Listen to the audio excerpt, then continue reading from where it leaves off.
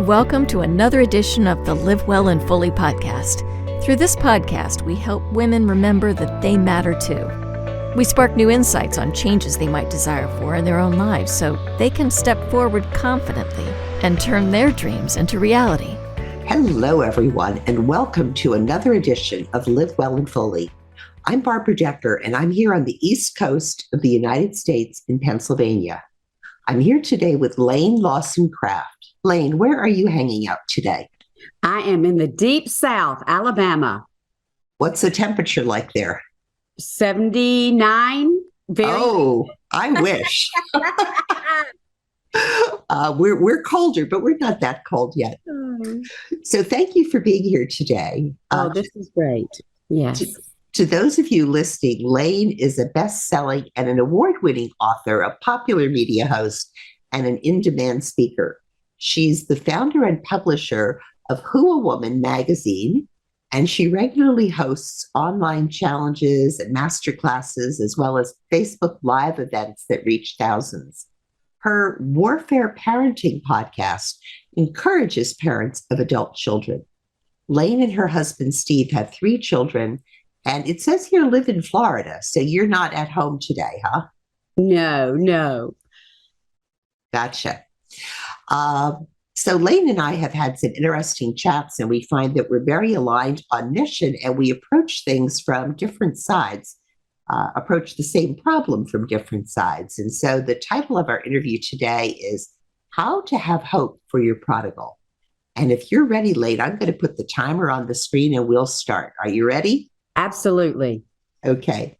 Question 1, who do you serve? I serve parents of prodigals, and I try to help parents of teens and young adults all the way up to the age of about 35 to 38 years old. Okay. And what is unique or special about your approaches to these mind diseases like addiction and mental illness? What I try to do, Barbara, is break the box on religion. I'm not a religion person. I administer hope through spirituality, through acknowledging the Creator God.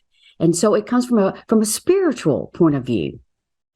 Okay, that's great. A lot of the moms that I talk to are very spiritual in their own lives. And so what you have to say will greatly resonate with them.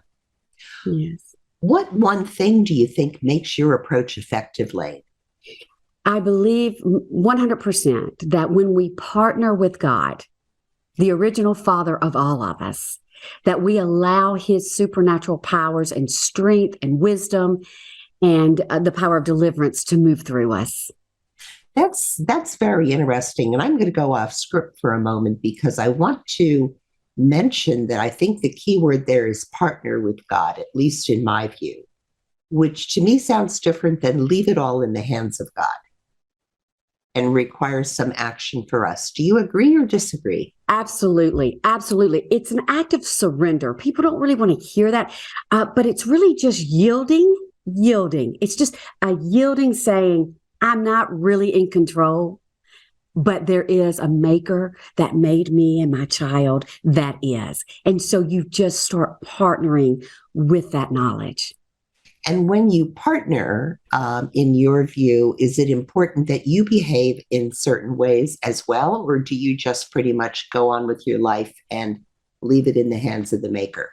Well, I came across something on a friend's refrigerator, and I know this seems very simple, but I hope it speaks to somebody. It says that my children can do what I do. My children can say what I say. So let's think about that, Barbara. I mean, there is a burden for us to also surrender our lives and to live a life that we feel like is congruent to being a good person and a kind person and all of those characteristics. I agree 100%.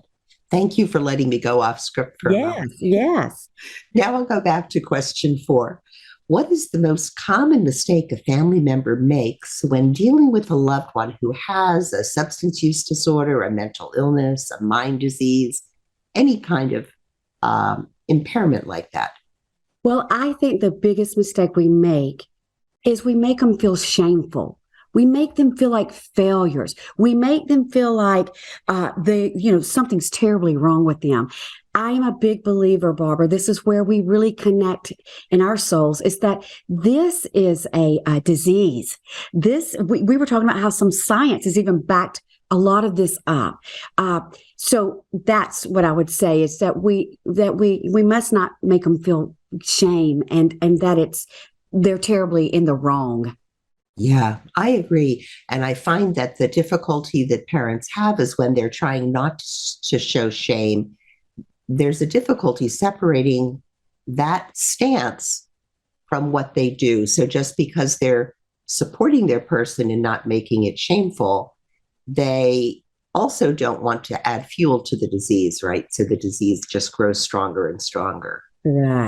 Correct. All right. 5, what is one tip a listener can use starting now that will help them be more effective when dealing with their loved one in this situation, Laine? I have found in my personal life, Barbara, and with thousands of people that I've helped, when I say partner, I believe partnering with God begins with prayer.